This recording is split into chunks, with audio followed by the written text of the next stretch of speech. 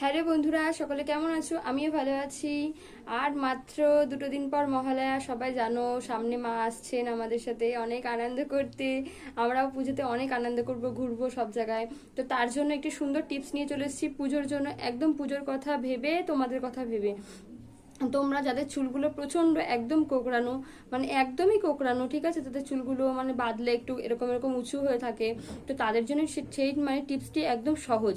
তোমরা হচ্ছে যারা হচ্ছে ভাবো যে চুলটা যদি একটু মোলায়েম হলে ভালো হতো, একটু সফট, মানে বাঁধলে যেমন করে বাঁধবো তেমন যেন থাকে, এটা অনেকেরই চিন্তা থাকে মাথায়, সেই তোমাদের কথা ভেবেই আমি টিপসটি নিয়ে চলে এসেছি।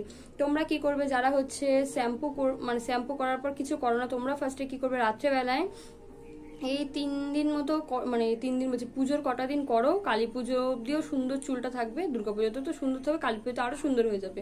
তোমরা কি করবে, যখন হচ্ছে শ্যাম্পু করবে, মনে করবে তোমরা রাত্রিবেলায় কি করবে, বেশি করে তেল, নারকেল তেল, ঠিক আছে, হালকা করে একটু গরম করে নেবে, গরম করে মানে একবারে গরম করবে না, একটু জলের মধ্যে বসিয়ে গরম করে নেবে, করে অয়েলটাকে সুন্দর করে ম্যাসাজ করবে মাথাতে।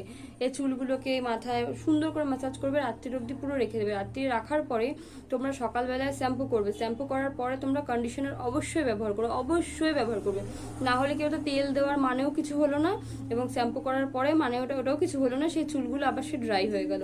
তার জন্য বলছি তোমরা হচ্ছে অয়েল ম্যাসাজ করবে সুন্দর করে, করার পরে শ্যাম্পু দিয়ে মাথা ধোবে সকালবেলায়, ধোয়ার পরে কন্ডিশনার যে যেটা ব্যবহার করতে চাও, যে যে শ্যাম্পুটা ব্যবহার করো, সেই কন্ডিশনারটা তোমরা অবশ্যই পুজোর কটা দিন, মানে একদিন পর পর তো শ্যাম্পু করতে হয়, সেগুলো তোমরা সে কদিন তোমরা ব্যবহার করো।